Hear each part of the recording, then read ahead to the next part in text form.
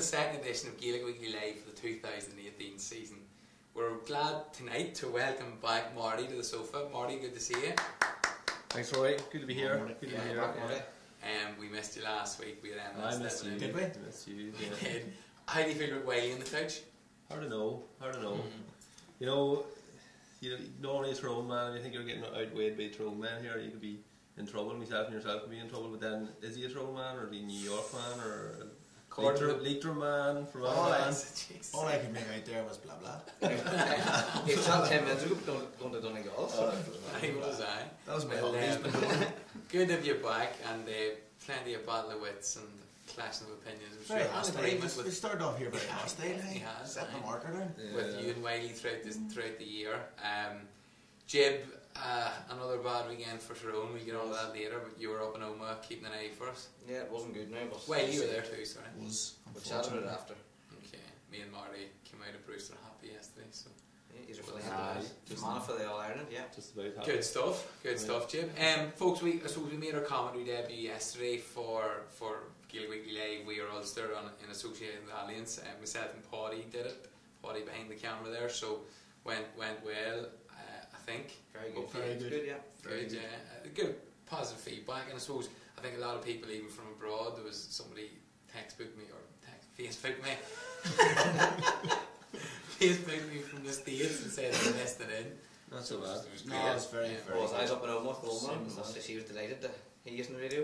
The shopping was done and listening to you, like, obviously we don't like giving you praise and that, but no, it's very good. I was at the match now, so I didn't hear you, but I heard you were good. I couldn't hear you somewhere else sitting, which is probably a good thing. Well, Marty, it's myself and yourself this week down in Sligo, folks. So we're away from Anna's away to Sligo this week, so we'll be bringing you commentary on that as well. So it'll be looking forward to it. Yeah, big game too, though. It's a big game.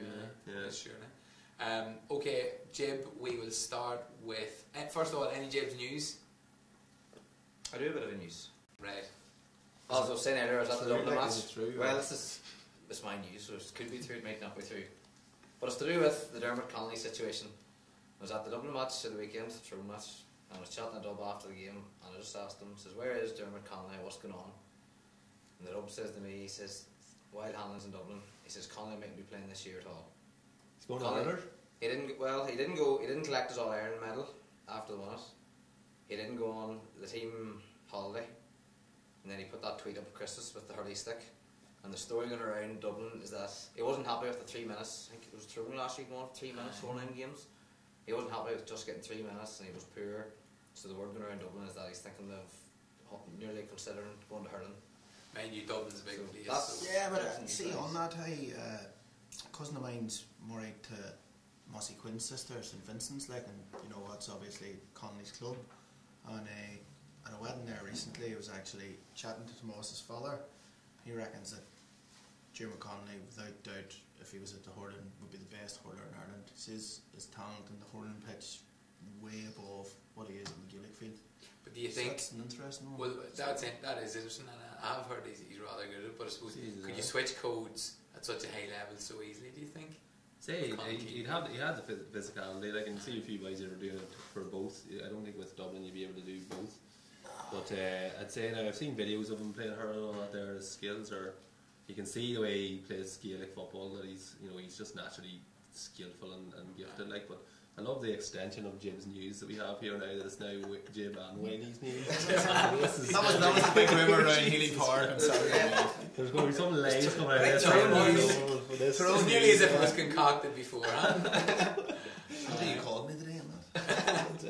This is going to be good. So that means he'll actually be starting for Dublin next week. Yeah. He'll be back to the football. Jib, on their social media question for the folk at home. That's right. Well, as we all know, April has been left free for club action only, or you should know. So what way do you feel this is going to go down in your own county, good or bad? Let us know your opinions. Okay, so basically club action will take place the whole of April, and I think, isn't it right, Marty, the league finals will be the 31st of March and the 1st of April. 1st of April, yeah. But that's right. Yeah. That's it, yeah. They're supposed to be, players are supposed to be released then for the rest of the month of April, but I think use the word supposed to be. Supposed to be, yeah. I think there's been a few high profile teams saying already that they're they're not going to be adhering to that. That they haven't no time for it. But no, like if you're like we had Emlyn in here last week, they're out. I think they're out first against New York. I think it's the sixth. Yeah. Like there's not a hope in hell that Brendan Guckian that's over Leitrim is going to release players for 5 league games in the month of April. And if he does, he needs to he needs his head examined. You have to be honest. Like, I think from GA, in my opinion, it's a good idea, but I don't think the one size fits all things should work. You know, it's all maybe a county that's not out to the middle of June can afford to give the club player or back to the clubs for the month of April. But to try and bring it in the way they've tried to condense the provincial championships a bit with the earlier All Ireland final this year means that there's no one out in the middle of June now. Everyone's out in May. Like myself and Rafa going through it there. There's London and Sligo are playing on the 6th of May as well. And then you've got 3 games in Leinster on the 12th of May, and you've got Mayo Galway, which is a massive game for those two teams in Connacht, and you've also got the preliminary round in Ulster, Donegal and Cavan, in the second weekend in May. So basically, you can write off. That's nearly half the country. You can write them off for the last week of April at least. But you're talking about the last 2 weeks in April, like. You can probably see what they've tried to do, but. On paper, it's yes, that's a good idea to give the clubs a month free, but it doesn't make sense to have it the month before the championship, which is the time that the county teams want their players more than anything else. Like you know yourself, Wiley, you've been in enough county setups to know that. If like this week, I actually thought it was going to be friendly. You know, it's actually getting on well on Marty in the pitch. You know, but I see this is the way it's going. Like so. But you know, like that once the club season starts, it's like a small hospital at county training for the next few weeks, because there's more boys coming injured, and there's boys coming, like there's lads who are coming and they're mad to play and they're mad to train with the county as well as do everything at the club, so they're doing themselves even more damage and they're putting themselves out of contention, and in some cases, you know, put themselves off a championship team by what they're trying to put themselves through. Like so, even the fact too, from you know, looking at it from a coach's and manager's point of view, if the weekend you want to prep your team, you know, maybe if lads are travelling during the week, sometimes you can't get that high volume or quality of work done where you have them for the weekend. You know, we see a lot of counties now spending all day together Saturday doing analysis stuff, you know, and then the same on a Sunday. So if there's going to be club games on Sunday, they lose that. And there's also, and I think it's good to discuss this now and later, so that the folks at home maybe know our opinions. Well, yeah, and basically the breakdown of it and the reality of it from 2 ex-county players who are saying that. But I mean, there's also a limit on when they can go away on their training camps now this year as well, which I think is a good idea, because I know some counties, you know, Carton House just seems to be the mecca for GAA, you know, ever since the rugby guys started going there maybe 10, 12 years ago, you know, but now they're going 2 and 3 times, you know, by the time it's July. So it's a big thing now, these weekends away, like, and as Wiley's saying, it's to get the whole crew together and to get used to each other, and the manager can really instill kind of, you know, systems of play and different things like that. Because if you're telling somebody something on a Tuesday night, and then maybe Friday night's a wee bit more relaxed, you're trying to get your team named and you're just kind of prepping for specific games, but to really hone in on a system of play or anything out there, maybe if you can do it 3 days in a row, it's good for the team, like, and it's good for the manager. I feel like it'll be beneficial, and sometimes it can, like, it really it's a testing enough weekend when you're away. Like, you know, it's very kind of confined. Like sometimes it can be great in a way. Like, you know, say if there's new players into a setup or that, and a manager can really get to know players when you're with them, you know, for maybe 2 days on the bounce, but it can get tedious more. Definitely. Like, especially if you're working a full week, and then say you might have to leave work maybe half day Friday to go and be somewhere, and then you're there, and then that's it until, like, say Sunday evening, you're home late Sunday evening, and then you're back to work Monday.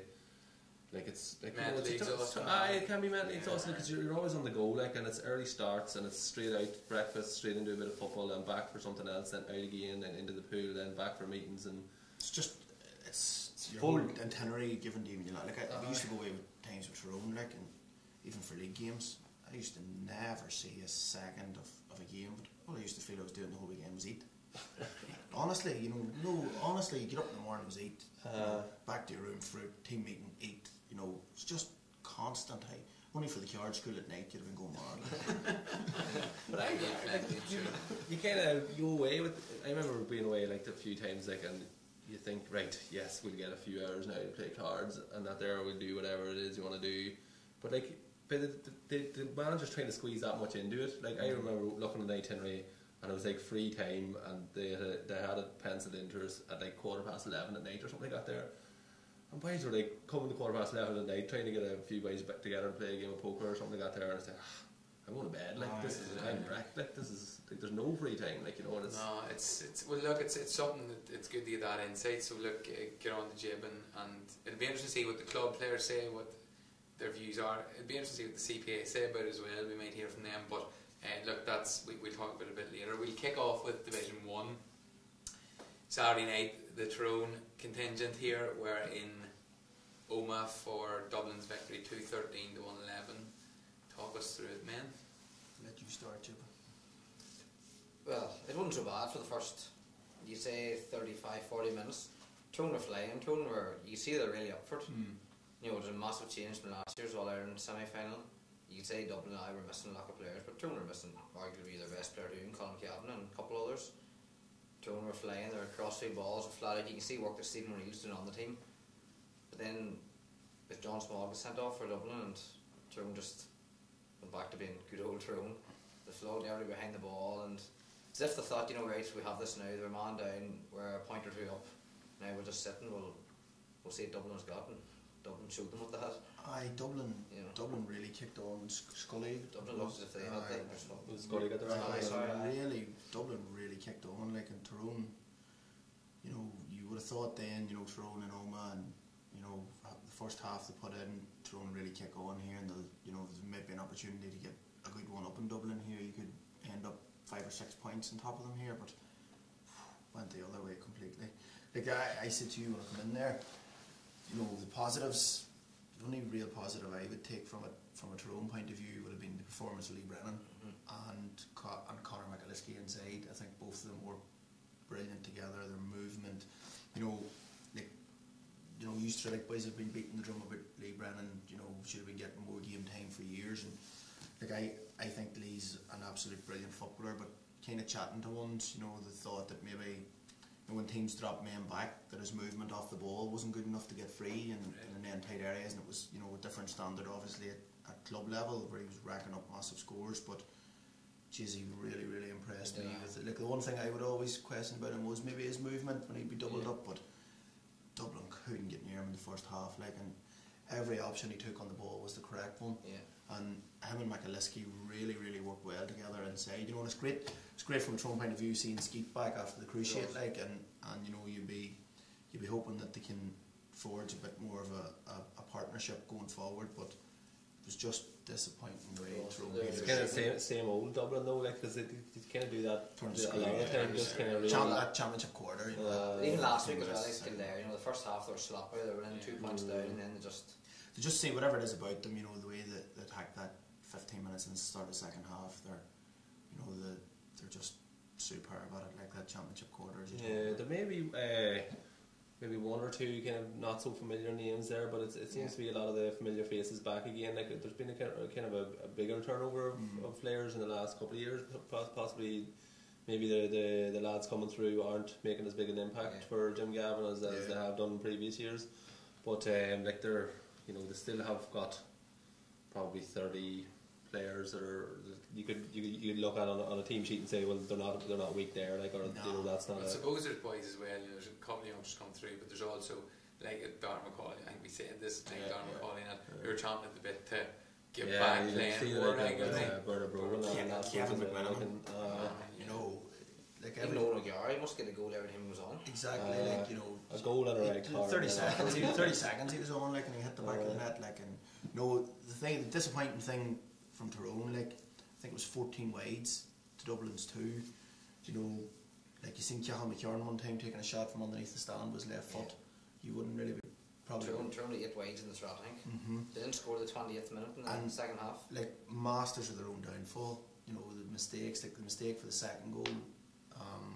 Even the first goal, I thought, like, there was enough players back. I think when Kilkenny wins it, it's a 1-on-4 situation, and you know. I didn't see it. How many steps did he take before he scored it? Counting them. Oh, there's a... It broke, It kind was of. a It kind of broke, like, so he He didn't. didn't have it in his hands. No, but but I was talking to a Tyrone man today who was less than impressed by Mickey Hart's reaction to say that he was, glad that Tyrone are competing at the moment. But competing is not good enough. I know that Tyrone, and the mentality is a good mentality in Tyrone, that they think that, and it's, they're right a lot of the time that they should be competing with the best teams in the country, and that there. But Dublin are just, you don't. I would imagine that you wouldn't really want to beat Dublin in Omagh this time of the year. It'd be great if you could. But I suppose if you're going to beat them, you're going to beat them once every 5 times you play them, and that's when you want to beat them, is when you play the championship. Maybe what Murray's saying there, and Amlin last week had a good point. Maybe it's the part of the country you're from. He fully expected Galway to beat Tyrone last week, whereas I kind of thought, Tyrone will go down and they'll win with a couple of points to spare in Galway. And last year I was convinced Tyrone were going to beat Dublin. It's probably your heart ruling your head, but Tyrone have just looked that far ahead in Ulster this past 2 years that you think when they get there they will. But they were disappointed against Mayo 2 years ago, and they didn't change anything against Dublin this year. So maybe it's telling us that Ulster football maybe just isn't. Well, I think we go back as well. Probably it's fair to say, and maybe it's the Tyrone mentality as well. But I suppose when in the past we've looked at Tyrone going to do the unforeseeable or impossible, and Tyrone probably the best county in Ulster to go and have a go at it. Yes, Armagh won in 2002, Donegal, but Tyrone I suppose have been there more occasions than most, so we probably expect that from them. For me, which was disappointing in the semi-final last year, obviously, Jib, but I just thought it was a real chance for Tyrone to put a big marker down, especially when Dublin went down to 14 men. So, but now, psychologically, Dublin have come up to Tyrone in Tyrone's own backyard and beat them with 14 men. So the gap that Tyrone's trying to close has maybe widened over the winter, and Dublin's not long back from a team holiday either. Yeah, so they're late on the road. I just can't imagine many of them boys letting themselves slide out of shape too much. They hadn't won wide in the second half, and only 2 wides in the first half. We chatted about last week, they don't shoot unless they're there's no silly plays. Well, look, each other might have Dublin. Well, you could, I suppose you found a good bit handed there, but look, Tyrone in a bit of bother in Dublin, seemingly coasting. 2 losses from 2 is a wee bit worrying now, particularly I suppose with, I know it was Galway and Galway, but those are the kind of ones where you'd be kind of, you're looking to get your 6 points to bank on to maybe guarantee safety, and now you're looking at kind of a couple of very important games. You're really there now on Saturday night. You're still away to Mayo still. Away to Donegal now too, isn't it? Home to Kerry. Still Kerry to come. We move on then to, I suppose we move on to Mayo actually. Mayo 2-9 at home, Kerry 1-15. Kerry seem to be going rightly, boys. Yeah, the new players have kind of breathed a bit of life into this. Kerry, not that they needed too much life now, but Sean O'Shea racking up big scores again.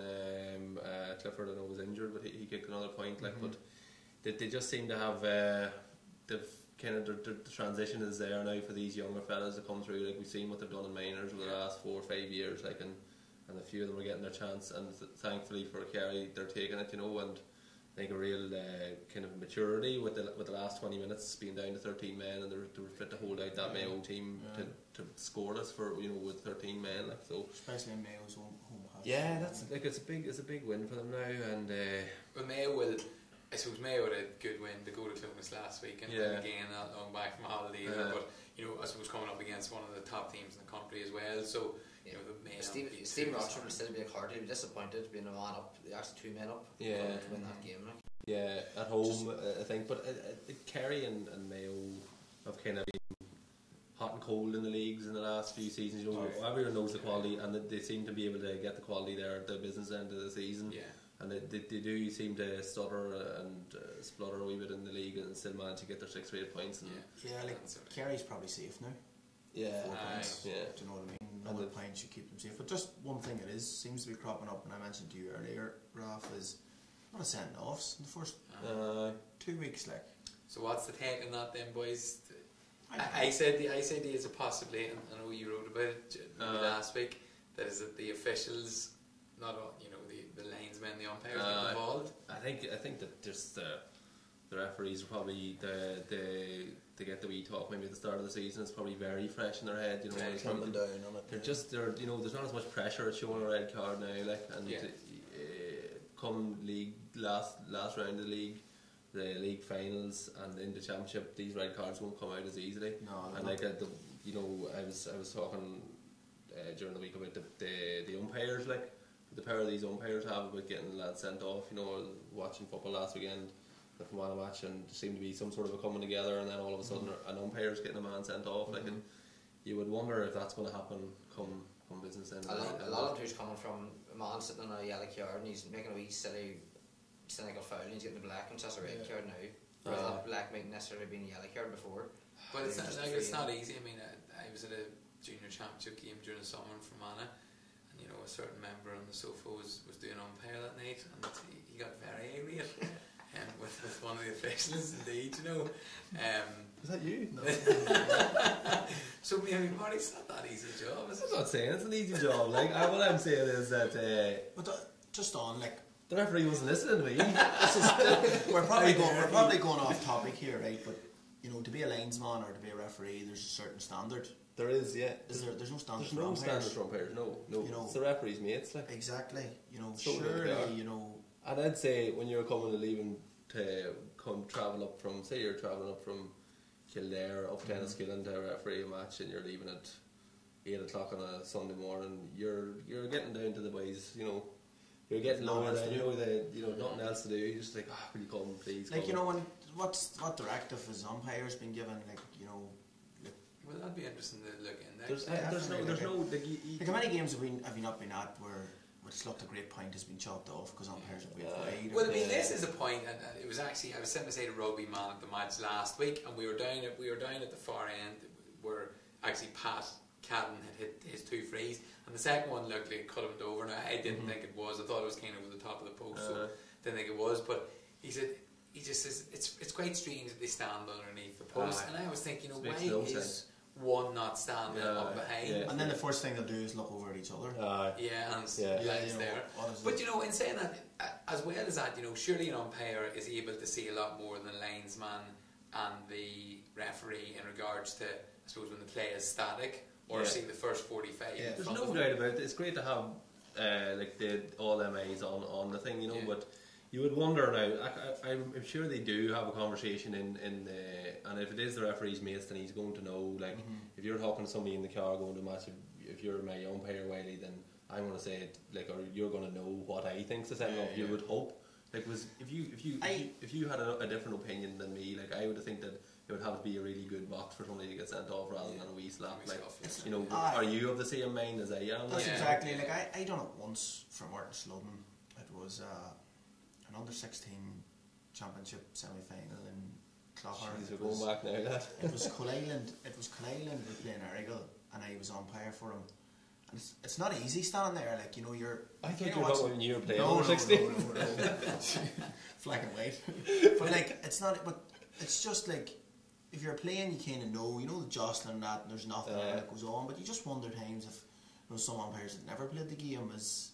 And do they have if a linesman hears a bit of sledging going on, it's a black card. As an umpire, the authority to tell a referee that, you know, there's a bit of sledging going on, it's not a black card as well. They can tell the referee anything, like, but I just, and then you get boys now lying down and play acting and feigning injury and things like that there. Just think there should be a standard. There should have to be a certain No, standard. that's fair enough. I think that's a good discussion, like. and I think that's something we made.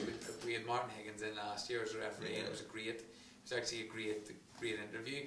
So I think we might do similar again this year and get further. We'll skip on now. We get a couple of umpires in, sure. We might Monaco in after this. Kildare and Monaghan. Kildare at home, 12 points. Monaghan 110. Conor McCarthy goal, kind of wrapping it up. Good to see Conor McManus back as well. Hit a couple. A good bounce back from Monaghan. Monaghan are a good league team. Like they've consistently proved themselves now up in the Division 1 after coming from Division 3 a few years ago. And like that's an important win for them, especially they were probably unlucky against Mayo last week with a last minute point, and then Kildare now will be looking at this match against Tyrone next week, and it's huge. Like, it's kind of a loser out of that team would be You're well thinking adrift, you know, you're thinking 4 about pointers, looking at Division 2 maybe after that, you know. Like you'd think if whoever loses that next week's, that's nothing for 3 games. Like you're not just going to turn around and win your next 4. No, It just doesn't happen like that. No. But listen, great result for Monaghan. You know, I was up last week and I enjoyed that game up in Monaghan last week, and delighted for Malachy. Like Malachy's top on. Like Finn Kelly and Finn Kelly's fabulous. outstanding, I believe, and Carl O'Connell as well. Finn Kelly's fabulous. There's still a good side there now, because I think Kieran Hughes is maybe away travelling at the minute, so he's Conor there. Moss. What do you call your young fella? Conor McCarthy hit the Conor goal. McCarthy's finally starting to cement the position.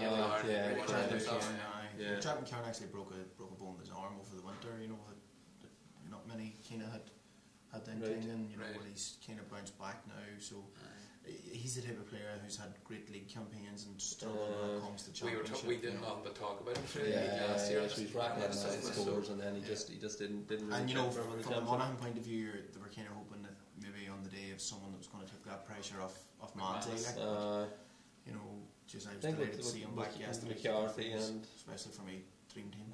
My dream team is suffering. I know. I got word about an hour after the deadline that Kieran Hughes was going travelling. I wasn't too happy. Oh, well, you should have known about Chris. We're not doing that. It was 9 o'clock in the morning. He's happy to get it in. He plays for a club up inside there. He's Slat Neil, you know. So you made it out of it, them, you know. He'd be out. But I thought that was just a hurling. Alright, Donegal at home, 14 points, Galway 112. You know, it's funny going through these 8 teams, and you know, they all in a way had good years last year, and you're kind of looking to kick on. But now you look at Donegal, who seem to be performing well but lose again. But Galway continue to a second Ulster team in 7 days. Yeah, it's great for Galway, like, and they'll be, you know, you'll be confident that they'll be safe, you know, bar a complete capitulation. You know, they'll pick up a point or two, and then they will be safe, you know. So that's a great start for them, you know. And I think probably with Ken Walsh there bringing in Paddy Tally this year, I'd say he's probably brought a new, like, he's been around a few good setups, you know. He's a very experienced man in a team there, especially to maybe bring in a fresh way of approaching things to the lads down in Galway, because they've got the pick, they've got the players, like, you know. And if they can get going again, they'll win it all Ireland with home Mayo will. Aye, that's it. There's serious power in their team. Yeah. You know, Comer was a beast. big. I remember last year seeing them up in Enniskillen, and Fermanagh had actually had the better of them in the first half, you know, but the power just told in the second half. Direct you know. goal in starts. That was about this time last year. It was just I was confident as well, because Fermanagh had a great win against Down, and then they actually had Galway. They had to measure them pretty well in the first half, but it really just, like, they kind of overran our midfield, which is, you know, with Owen in their midfield, and I can't remember who was with them that day. Were generally quite strong, but that they have a lot of powerful players, like, you know, and a great pick, and some tasty players up front, you know, Walsh and I think too. I was just going to say that, like, you know, they've kicked on again with Shane Walsh's form's come back after the car crash a couple of years ago. Like, he seems to be back to very close to his best, and yet they still wouldn't be at what they would consider full strength either. So that's a real positive. But listen, Donegal have went close 2 weeks in a row again, but you know, Donegal, in my opinion, I think they're relying too much on McBrearty, especially without he Mickey kicked 8 or 9 points again this weekend. Again, they're still missing a couple. You bring the like of Murphy and that back in, it's probably going to be. I suppose from Donegal's point of view, they probably need them back in sooner rather than later. Yeah, like all of a sudden they're looking down there, like they have Dublin next week, and that's it. There could be another team to be on. It's nearly like a throw in Donegal and kill their dog fight to see who's Oh, Michael Murphy is involved with Letterkenny IT as a coach. Because I heard him last week on the radio, and he said he's managing them, I think. He says enjoying it. It's strange enough. He's still only a young enough man. Like, he's got 28 to be juggling all that. I suppose he has his own business, but he still has to run that too. I think yesterday the noise is coming out. Donegal, Paul Brennan had a great game for them. They moved Paul Brennan to the back line. I heard he played very well, right? You know, chatting to a Leitrim man about it actually, and it's just a bit sickening for Leitrim when you see like that there, and with Emlyn and Mulligan as well. They can't call upon. Like, those two players, like, would make a serious difference to. But you know, both of them. It's no coincidence. The last time both of them played together at club level, they walked the senior championship, and you know, both of them didn't play the following year, and Melvin Gales got relegated. Yeah, So it just shows two that, fantastic you know, footballers, yeah. so that's a big loss to them. Okay, boys, we move on to Division 2. Cavan on the 3 points now after 3-17 to 13 victory over Louth. I was talking to Crusher Lock man today who said all's not well. giving up. Yeah, I mean it was better than it was last week, but he just said he couldn't believe how Louth actually came up last year. He thought they were very poor, but he was obviously delighted with the win. I think your man Kelly was very smart. It was over Louth last year when he got them up and jumped ship. You know what I mean? Honestly, like, you know, I you think have to was it who put them to the sword in Leinster Championship last year? Was it Longford maybe, or something? They had a surprise defeat in Leinster maybe last year as well. And like, I'm sure wee Pete is probably scratching his head wondering how did he get into this, because I don't think they're too. You know him, Marty, and you've worked. Would he be, or would he still? Would wee Pete maybe think that he could turn this around and this is a good fit for him? I'm sure it is a good fit for him. It's not about, first of all, it's not about locality for him, because he travelled to Fermanagh for 3 years and that wasn't simple. Yeah, listen, he would have travelled to Donegal too if you know, could have got done. I don't think Louth are at a Division 2 standard. No. I think that last season they obviously went on a great run of wins, and they got up there, which can happen, like, and teams find themselves kind of a division ahead of where they should be, you know, because they were only up from Division 4 as well last season, you know, and so it's just they hit a bit of form and got up there, like, you know, but sometimes it's better to maybe cement yourself in a and get used to a standard of football and then go. But like, some of these guys were playing Division 4 football a couple of seasons ago, and then they come up against like a Cavan who are coming down from Division 1 and their experienced team. Massive golf, like, I would think that they'll struggle to stay in Division 2. Now they'll probably get a result or two before that, but you're talking about probably looking at 5 or 6 points for safety, and you know what's two. Tipperary was common, Meath down the line. But like Louth, like realistically, Louth's not going to win a Leinster Championship, you know. So their aim probably is to. Martin Sutton had to make sure of that. Their aim probably. They're definitely not going to win it now. I wasn't doing umpire in that game. I wasn't doing umpire. That's another useful pair of umpires. There's your example of an umpires letting referees down. You know, them ways are standing from me to jib away from it, and they can't see it. That's right. Like, but like, you know, from Louth's point of view, they're probably concentrating on or looking to have a decent league campaign. It's not working. Like I keep saying, your man Kelly was. Yeah, like get them up and get out the door. It's fair enough in what you're saying there, I think, and especially like for a new man coming into Pete, who it would probably be, it's all new. Like I remember whenever Pete came to Fermanagh first, like it was all new to him then, like, and it was like, you know, he'd been there a few weeks, and he'd kind of know your name, so he'd call you, Marty, who's that by, kind of thing, you know, like that kind of, like, you know, it just takes time, like, to get into these things, you know, and if you're not reasonably familiar with the county football of that, you know, and now they aren't that namely a team, and they don't have that many players that you'd say, oh, I've seen him playing this last few years, he's a great player, blah blah blah. Like, I would say, you know, wee Pete going there 4 years of Fermanagh, I would say Pete probably never seen Louth play, or never seen a club game in Louth. Oh, I would think he hasn't seen. I think we played them 1 year. Where was that? That must have been. You was playing a challenge game in a scheme. Perhaps I don't think I was there that day now, but we played them in the league in Division 3 and then went down that year that we went up maybe, and or maybe the year before that we played them and we beat them and they were poor that day now. But I can't remember. They must have had. I can't remember. I think we played them once maybe in Pete's tenure, like. But you know, they're another of these counties that probably have a fairly high turnover of players as well. Like, so you're coming in and you're looking at. Yeah, you're coming in and looking at a team that, and you're like, it's a complete blank canvas. Like, you can imagine, like, there's probably, like, if you're coming into Fermanagh, it's not so bad because there's a small pool of players and there's a small pool of clubs. Like, you can't actually go too far wrong in Fermanagh with your squad. Like, if you pick 50 players, you're missing nobody, like, that kind of a thing. Like, you know, whereas you go into Louth, there's probably, a bigger, pool of players, and you're talking about clubs that you mightn't be familiar with. You're talking about 2015, you played them. Bar Aces. Well, there you are. I would say too, when it's like any of them Leinster counties too, I'd say the majority of the Louth players are probably playing around Dublin. Yeah, that's it. Like, so I'd say, it's tough for. I'm not sure who the logistics of it, like. But small county, there wouldn't be much tradition in it, and they're always in round Division 2. But they're called the wee. It's funny they called the wee county. It was 3 big counties. But look, here we're smallest geographical area. I think we spent serious time on 5 games. So we kick on. Good one for Calvin. It's because Marty's back. Dan, the two of you tell you if you thought you were enjoying each other. I don't want to hear from marking each other in the pitch. How you chatting to me? Down 10 points. Cork 113. Collins with 1-6. So Cork bounced back after losing at home to Tipperary last week, which was a tough game. Down obviously had an easy opener against Louth last week. So yeah, it's kind of hard. Like I think I remember last year Division 2 was a bit of a quagmire where there's a lot of teams, you know, within contention of promotion and relegation.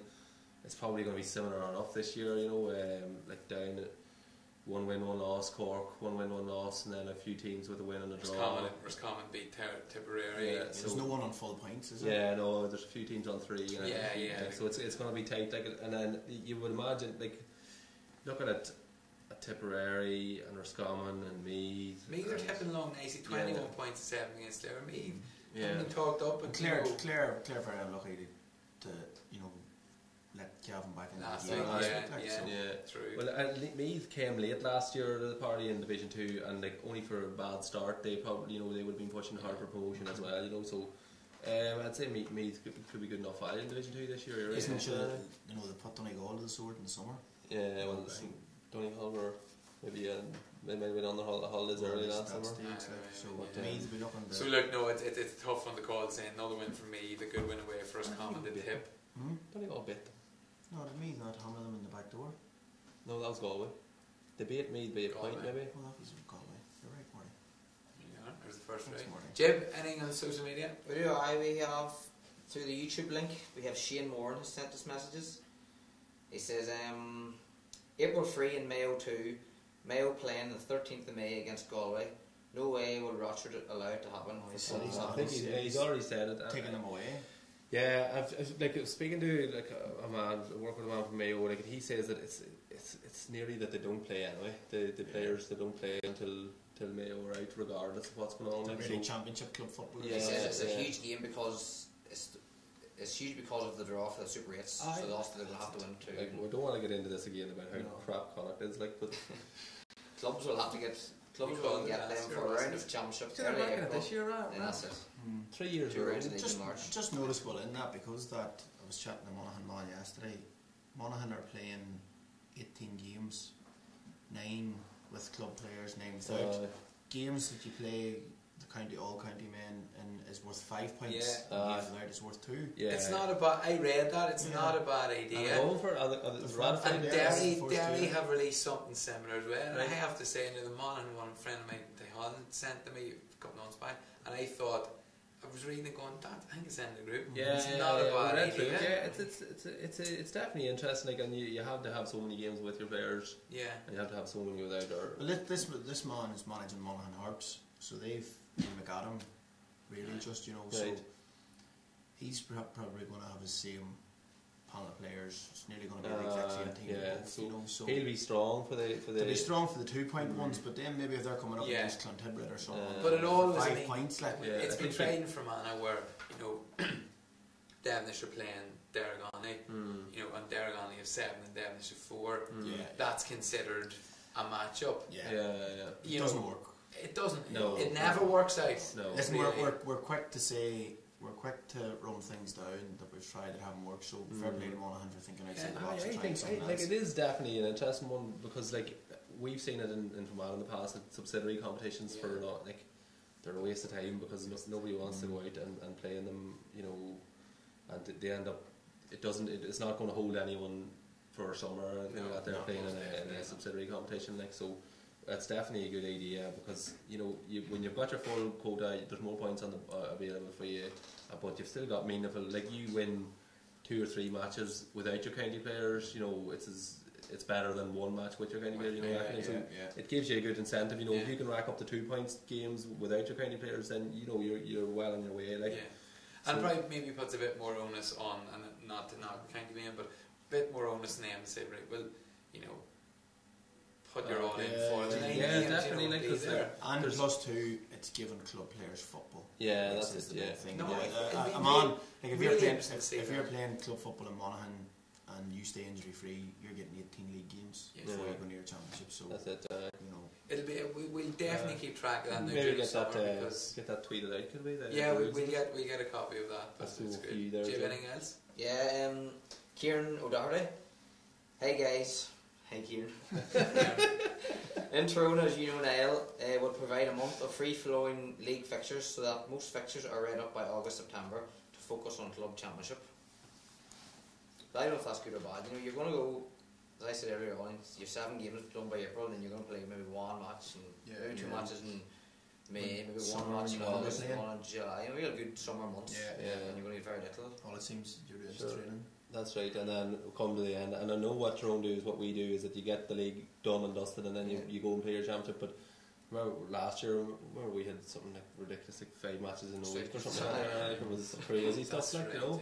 But like, and in fairness, it's not easy. Like when you consider what the county CCCs had to do, it's not easy because like nothing is set in stone. Like you don't make know. it easy on themselves. And the thing about that, the Monaghan setup was based on Monaghan getting to the Super 8s, which is, you know, it's an assumption, but like you have to start somewhere, you know. Whereas Fermanagh can't turn around and say, well, we're going to set this around, you know, Fermanagh making the Super 8s, so we'll do something along that lines. Like, it's not an assumption you can make in every county, you know. So what Monaghan are saying is, right, our county team's going to be involved until August, so we need to do this right now. Whereas if in Fermanagh they've done it, or even if they're doing it in Monaghan this year, you lose your first 2 games, then you've got all your county players, so then the whole system kind of is a wee bit of you know. But you know, Marty, you had that, and I think that was unfortunate for yourselves. The 5 games, I think, around a week or something. There was a number of different things coming into it. Like, yeah, there was, but in general, and it shows the strength of a good chairman of your CCC, because I think actually, personally, I think in Fermanagh, having dealt with Phil Flanagan this year in his first year, I thought he did an excellent job. Yeah, but it's not an easy job. Yeah, it's not, because I mean there was the under-21 competition was run with Christmas. It was really hard with pitches. You know, the minors ran well, but the whole, and look, Fermanagh, yes, were knocked out within 2 games of the championship, but Fermanagh didn't really stop last season. Yeah, you know, but then our county didn't run. But I think for someone to be pulled and dragged in all the different directions and all these opinions we give to the CCC, for a strong person and well organised to be in there is very important. Definitely. I think it boils back to, like, you know, your county players are the cream of the crop, but to the small percentage of the GA footballers out there, like, you know, your club players is your bread and butter, and whatever way it is, or whatever number of points you have for a win, club players have to be playing football in the summer. You know, you have to have them playing regularly, or you're going to lose them. You know, the soccer, the rugby, whatever it is. America, even we're going to play 2 games in the next 2.5 months. So frig this. I'm going to go to America, and come back and you'll still be playing the majority of the games. It'll start happening a bit more. Then some men are just happy to get out of the house. That's true. Wait, Division 3. Go on, Marty. Division 3. We were at it yesterday. Let's say we were commentating on it. So Fermanagh 2-11 to Offaly's 1-6. Paddy, we caught up with Ray C. McMenamin, the Fermanagh coach, after the game. So Paddy's going to play that clip now and join us again in a moment.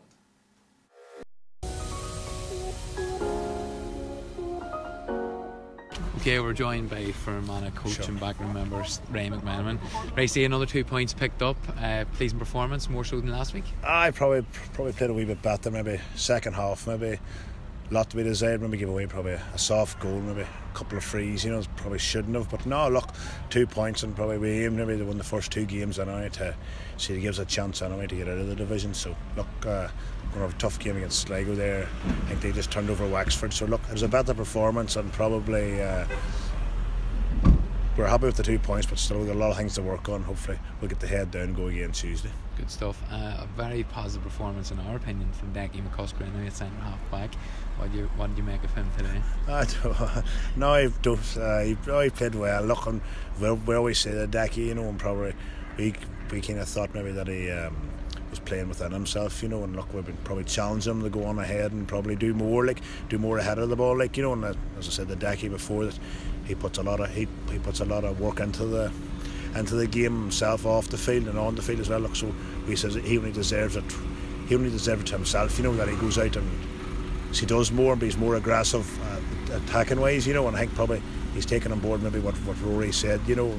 We can't spoke to him about stuff, so he's took it aboard and he's become a different player, you know. So the discipline was better this week, and indeed I suppose the finishing, so that's bound to please you as well.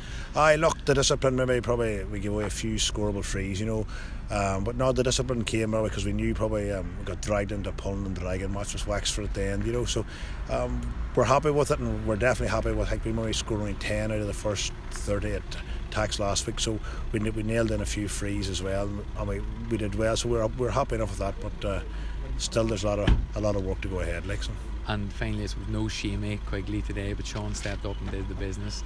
Shamey's fluid, is that Shamey's fluid, he's fluid up all weekend, so look, it is what it is. It's a panel here, and Sean and Shamey have been trading hard, you know. Look, we expect one man to step up as well, with Eddie Courtney stepping up as well today. So look, it's a panel here, and the boys train the play, so I think they're happy to get the run out as well. Good stuff. Racy, well done, thanks very much. No.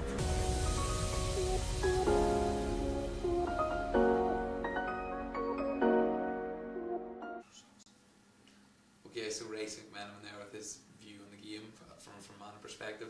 Very impressed with the performance of Declan McCusker, who we actually awarded man of the match to. Racy said he was playing within himself, so we're glad to see him doing well.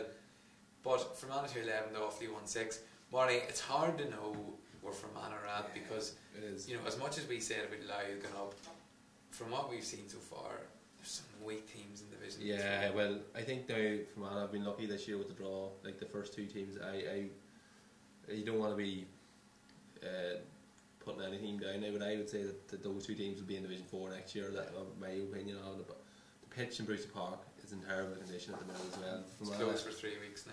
They should have possibly, you know, racked up bigger wins against these teams, and in fact both teams got to within 3 points in the second half, you know, midway through the second half, and it was kind of a carbon copy of the week before. They just a wee bit of complacency, just the ball not on the sponsor. Yeah, when the ball's on the sponsor, those conditions, it's sticking, and it's a turnover more often than not. They actually caught up a lot of possession to Offaly yesterday, particularly on their own kickouts. I thought when they went long, Offaly were pretty good, but they didn't have the smarts, so they didn't have the physicality to get through the Fermanagh defence. At any stage, they didn't look really threatening at all. On Offaly, chatting to a few of the Longford boys during the week, and they just said Offaly were absolutely deplorable. Awful. Just awful. Absolutely. It was just, you know, was it you give us that stat on them filling All-Stars and both? Straight on it. They'll not be filling them for a while.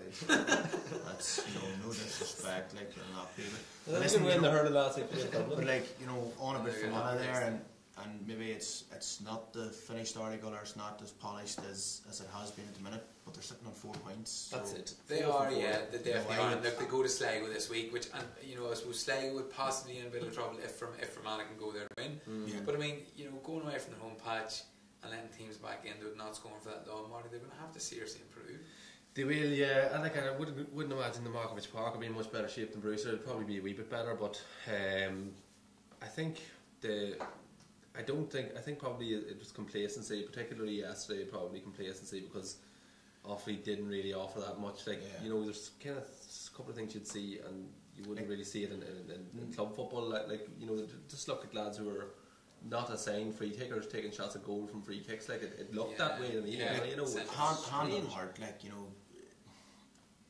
people would have looked across that scores, you know, the score line coming in yesterday, and you just expected Fermanagh to be Offaly, like, you know, and, you know, and they did. At least they still did it comfortably, you know. Yeah, they did. That's what I'm saying. Like, you know, it was comfortable. I had no stage I think. Oh no, they were going to lose, but you know, and I would say too, more so, like, Rory's probably still fighting. We're on with Pete McGrath there. Like, Rory's still. Well, he made 4 changes yesterday. Okay, one was forced with Jones, but. Yeah, well, it's promising enough that you took Shamey out, he scored the couple of goals and whatever before the week before, and Sean came in and kicked a couple of great points from play and kicked 2 good threes. Moss not back.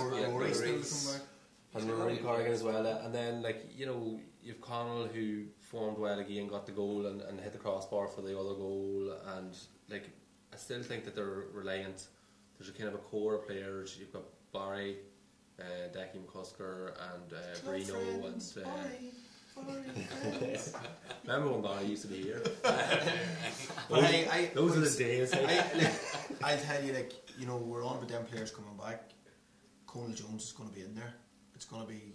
If Colin's It's gonna be proved himself Conan very and dangerous. another Yeah, in he's there. proved himself very Well, he dangerous. probably- Again, I just know from Yeah. chatting to ones that he's highly thought of in that Oh position. yes, but he there. probably needed that better performance yesterday, Marty. Is that fair to say? Yeah, well, like, I've watched him play a couple of times now, and I know that he done serious damage in the Fermanagh Championship last year, and he kind of showed his kind of predatory instinct there yesterday. You know, he was in 1-on-1 with the goalie, and you didn't really expect him to miss, and then even he had a bit more difficult chance, and it was a real rasper of a shot, and it ended up hitting the crossbar, and Brino got the goal.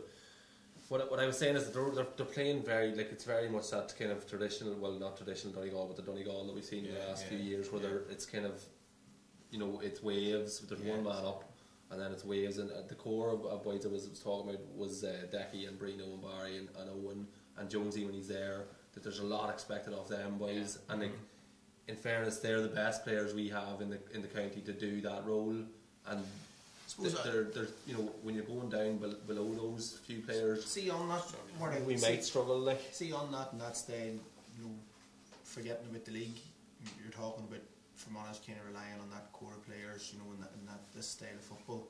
How do you think they would fare, you know, against the likes of Monaghan, the Donegals, you know? And come championship time, even the teams that are, you know, maybe a step up. Yeah, but at the minute, like, it's hard to say. Like, they're a work in progress. Like, definitely a work in progress, you know, because we've been, you know, fortunate enough with the goals we scored in the last 2 weeks, in that they've given us a wee bit of a comfort, you know. But the goals were fortunate, in like, I think we've got 5 goals is it in 2 weeks, and like, some of them were lucky, like with bad kickouts yesterday, got a goal from that there, and something similar going on the week before. Like, but we took those chances, but. When it comes to the crunch in May time in the championship, it'll have to be more defined. It'll have to be a more fluid machine. You know, I would say that there'll be no room for any, you know, lapses of 20-25 minutes without a score, and you know. I think probably the thing is, you know, Fermanagh's on 4 points. Me and Jib would happily take them 4 points. Definitely. Well, you know, I would actually draw comparison, Marty, although it's a different division. I would draw comparison to 2 years ago when we were ticking along just all right in Division 2, and then Cavan came to town on Saturday evening, beat us well. I won a half-time draw that night. So it was Did you? But Jim Thomas took 20 quid off me for a membership when he was giving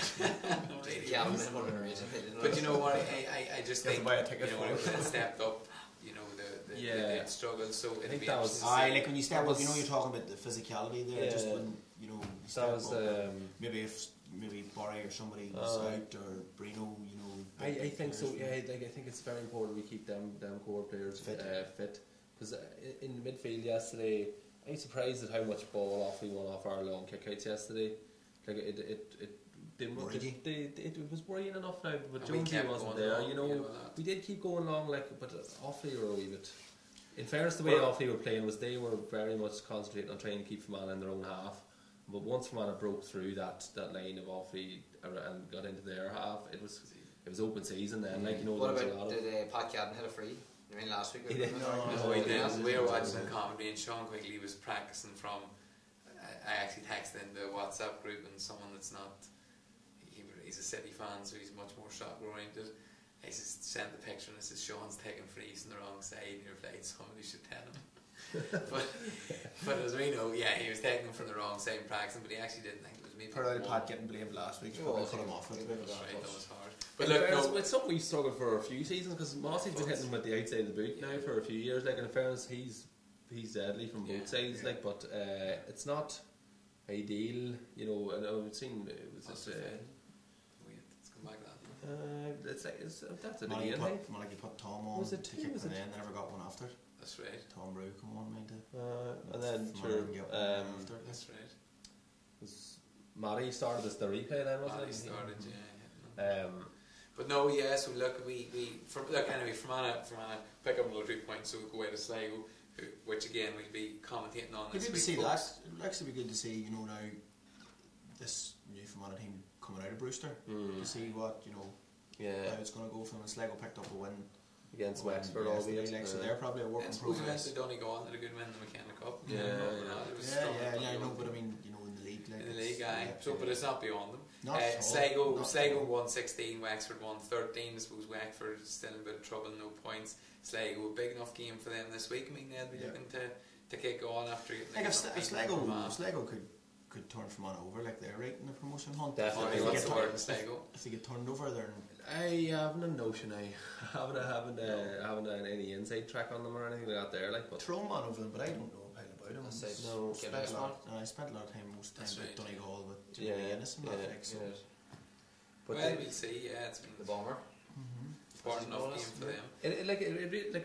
it's a big game for Fermanagh. Like I was looking at the fixtures. There's a break after this game, then, is there? There is, yeah. Mechanic Cup finals on them. Big break. You're Yeah, looking at Mechanic 6 points from 6 in the first 3 games for Fermanagh. Looking at I'd say Rory Gallagher was delighted when he seen the way they came out. Probably drew it himself. 2 games that you couldn't have drew any better. I don't think. No, the definitely not. 2 home games to get into it, and then you've got Sligo away. It's not too far away. You know, we've beat them down there in the last couple of years. With Armagh at home. Yeah, well, even before you get to Armagh, like you've got Derry at home without the strong Neil Wise, like so you've got 8 points from 8 They're there. struggling too. You know, They're who are struggling. struggling. I mean, we're going to, we come on to that now. Longford B team 113, Derry 1-6. Longford B team. What Robbie kick? No idea. I don't actually know. I think he got 8, But Derry, like, again, maybe as Emma said last week, it's a part of the country you're from and you think a bit better, but you can't expect Derry not to be struggling. But at the end of the day, they've no points. We Two kind games. of chatted on it last week too. Like, just seems to be that much infighting in Derry football, and every new manager goes in and thinks that they're going to be the one that's going to solve it. But you're up against it right away. You know, getting all them clubs to commit to each other, and then when you don't have the Slaughtneil boys, you're really up against it. As I'm finding out in me fantasy football team. Yeah. But like, in fairness, like it's as it goes back to we're harping on about the fixtures, and this is another thing. Like, but Derry people are bound to be sick to the back teeth of this. Like you're talking about 3 of the best defenders in Ulster, in the 2 McCabe's and Rogers. You know, there's probably a massive rivalry, and you know, Slaughtneil keep going on, and teams will be like, you know, clubs will be like, Jesus, Slaughtneil are doing it again, and then your county team suffering because of it. It's like nearly. it's a serious thing. And even if they weren't, they'd be hurling. Yeah, Do you know? I don't know, like, I can see Derry picking up a few points. I hope it's not against Fermanagh, because they done it to us last year in the last game of the league.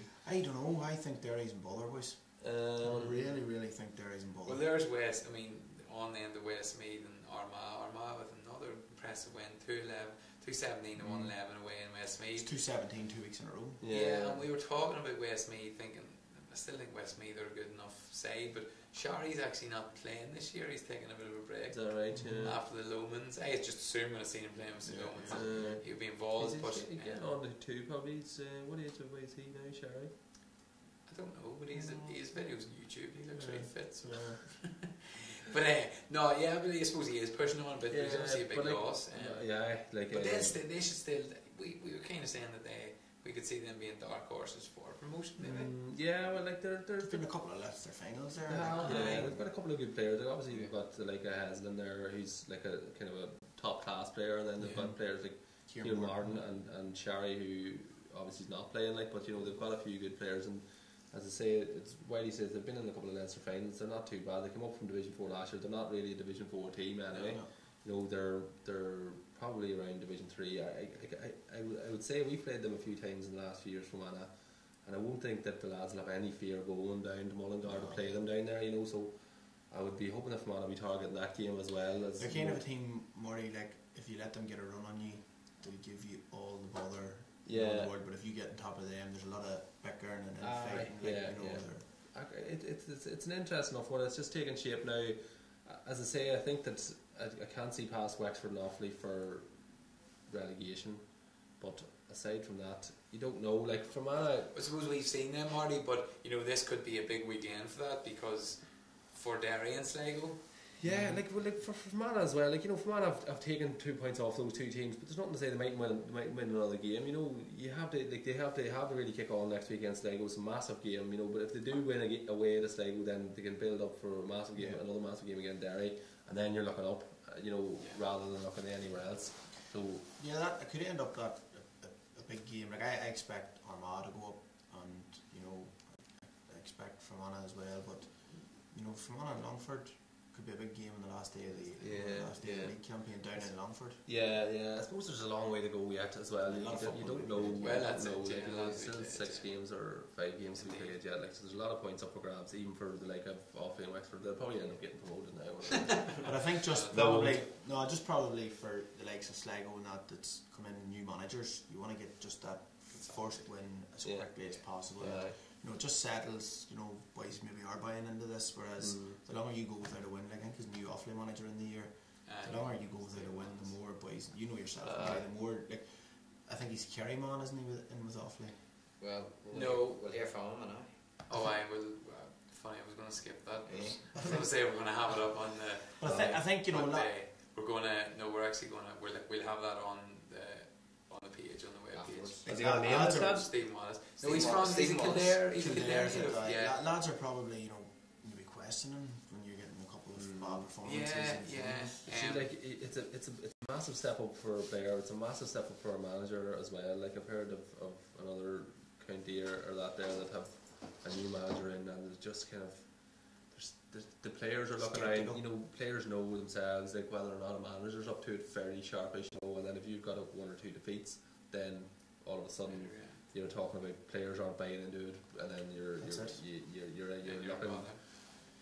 looking at signatures in the paper. Then, you know, a few months down the line very quickly. You know. So. Right, well, come here. Like, on to Division 4, Wicklow seem to be in a bit of bother. A good win for London, 116 to 10 points.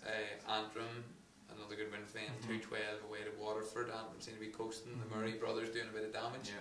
Leitrim 310, Laois 316. So look, Leitrim pushing Laois close. It was a crazy game. That I think Leitrim were 17 points down at one stage or something like that. There, that's crazy. And scored 3-3 in the last 6 minutes or something like that there to bring it back to. Respect. 17 points down is an awful margin. But in fairness, they pulled something out of the bag. I think maybe trying to play ultra defensive 2 sweepers and end up being 17 points down is not good. Like, but whenever they did come out of their shells and they ran at least, they actually made a bit of hay. So hopefully they can. I think that the last thing was central problem. You know, the score in the first minute, didn't score. Listen, it's no more than we spoke about here last. It's going to be very tough for Leitrim, and it's going to be extremely tough when they go to the Big Apple in May. That's going to be a massive game for them. It's going to be some head scratching of New York. New York, New York. I know, like, I great team out there, still in touch with a lot of boys. They've been targeting Leitrim's past 2-3 years, maybe, as they can see this is the one they can really win. And the pressure when we're talking about it, and you know.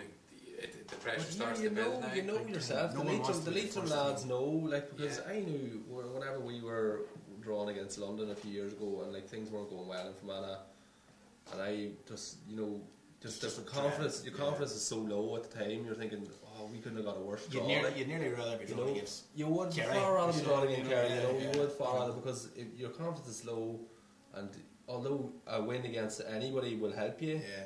Just when you know you're going against London, who were after, like, it wasn't that season, the season before, they brought Mayo extra time, and they pushed a few of the Connacht teams tight, and we knew they were going well. And it's just a no-win situation. Over there in hockey, them people don't even batter an eyelid. If you beat, it's through.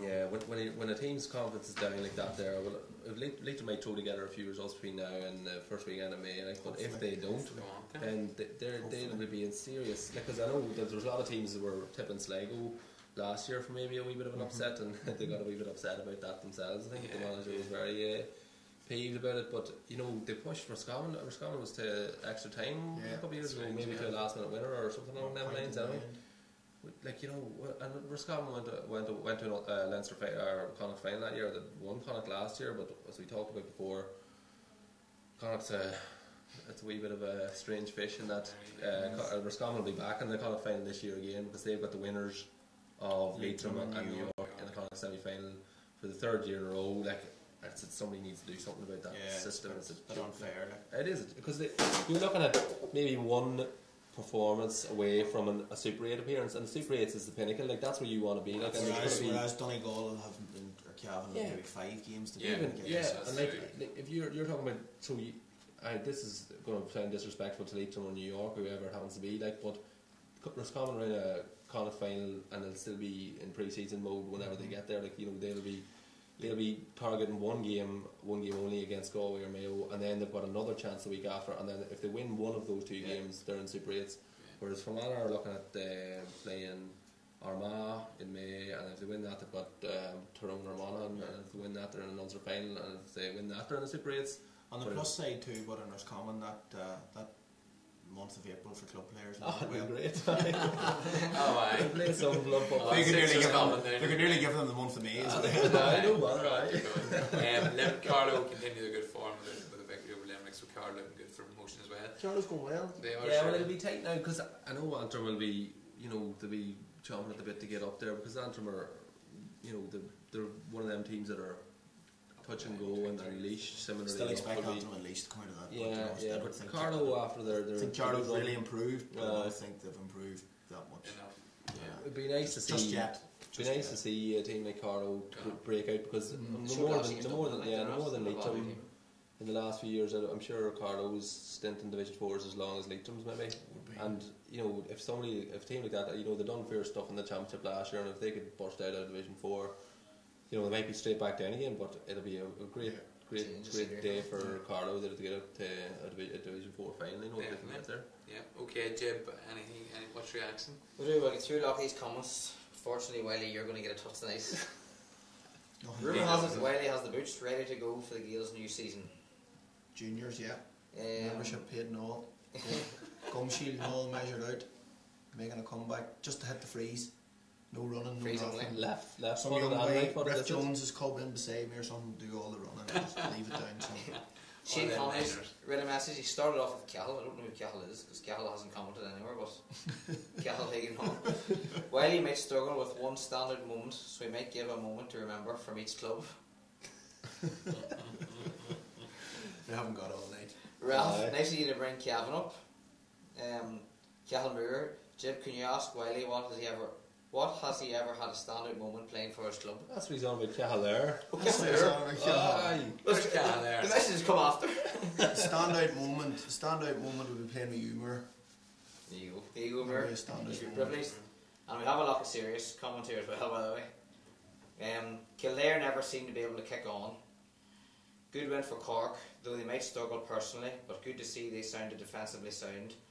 Powder will be a big loss against the likes of Roscommon and Meath. Should beat Louth and carry on a bit of momentum. Yeah, well, Cork, they were disappointing last year in Division 2. I think maybe people were thinking that they were, good enough value to get out of Division 2. But they weren't great. They ended up a victory against Fermanagh. Fermanagh were poor when they went down there. Just thought, who's that said about Kildare not kicking on? Kildare was Bruce Worley. Am I not right in saying that they've back-to-back promotions from 3 to 2 to 1? That would be correct, indeed. So it's not. That's Cian. What do you call him? Cian O'Neill's. Yeah. But is it probably that it's maybe? Tell me if I'm wrong.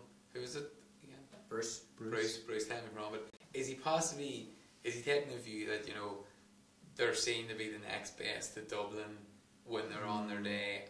But could be. But I just think if you're putting back-to-back promotions together, you're doing something right. But they should be better in Division 3.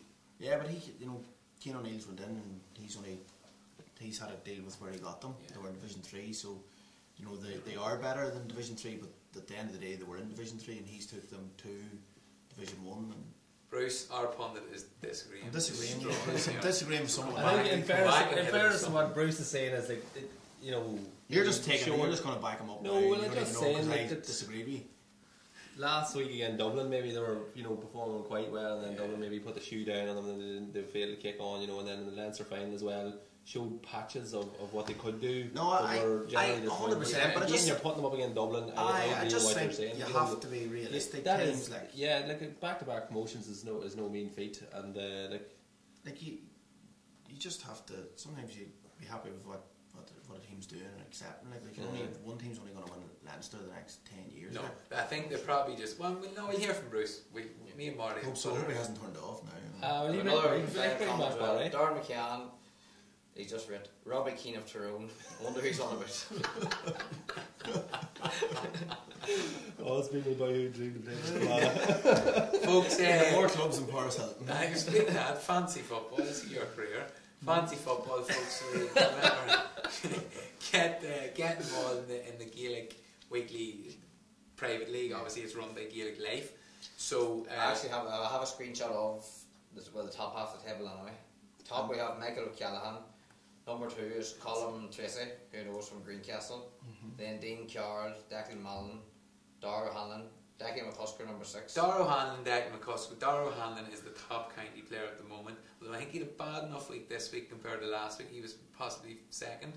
And Declan McCusker as well. Can we check? And who's top of Can we check if them boys pick themselves? Who's top of the Gaelic Weekly Live production and interview crew? Jib? Get back to me on that one. Oh, it's me. You are. I think I'm bottom. Are you bottom? That's alright, I've kind of panicked. Well, we didn't know Kieran Hughes. We weren't aware Kieran Hughes was going. I wasn't aware of Kieran Hughes, and then Conor McManus didn't play last week. And I put TJ McGordy as my captain for some reason. I don't know what I was thinking. But Well, he's waiting for Stockney to play. Can you change, hey? Here, speaking of the club championship, so folks get involved the fancy. Great win for the Moy. Yeah. Another All Ireland in Tyrone. Yeah. Hopefully we can get a few more boys on maybe next week. Yeah. Yes, aye, surely. If is that what we need, Ralph? I'm not here More next week. Tyrone. I had some More. things, so You're not about? No, I'm not here next week. Did you ever hear the song about the Moy? How's it go? By one of their ex-players, Ryan Kelly. Actually, look it up on YouTube. It's them celebrating after the one the Tyrone title. It's a fantastic song. I actually scored a goal against them. By the way, too. Did you? What No, great win for them. Like, Aye, mate. which is a deadly feat, but just probably a wee bit disappointing that Tyrone and Dublin's playing at the same time in Omagh. Or Back to fixtures again, like it's a It's crazy. but like it's crazy as well because I realised that they were playing Gaeltacht last week, and then I didn't know what time the match was at. Hit TG Carr, and I just seen celebrations on the pitch, and I knew that the match was over. It obviously looked like something dramatic had happened late. I thought, I could have missed that, but I'll catch the final next week. And then the final wasn't on the telly. It was on TG4.ie, YouTube. which I actually tried to get through watch it in the TV. north. Can't watch it in the north, no. But you watched it live on YouTube. It was on YouTube. Would you? Are In the you north even? sure? Because a friend of mine's father was watching it now. You probably watched it on Mind you, he YouTube. lives in the border. Probably dodgy He might have box. stepped across. Probably a dodgy box. Did he buy a dodgy box off me?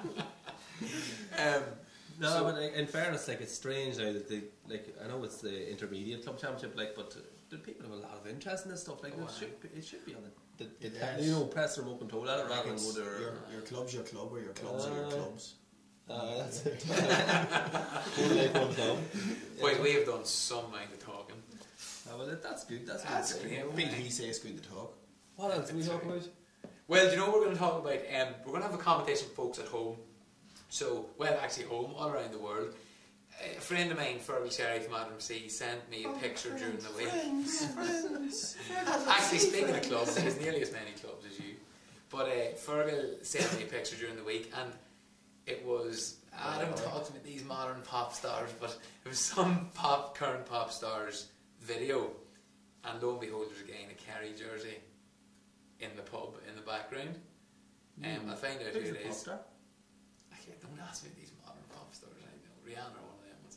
No, I don't. That's a Kerry jersey. Like, one Luke Kelly or Phil Coulter. But no, but look, we Lee posted Kerry up. hasn't released any videos. So basically, Kerry. a Kerry top is in the background. So our competition, folks, is, and we know we have a few big Fermanagh followers on Twitter, like Ciara McMenamin, Paul Clark, big Fermanagh fans. What we want you to do is send us in a picture or a video of the most obscure place where you have been pictured, or will try and be pictured in your Fermanagh top.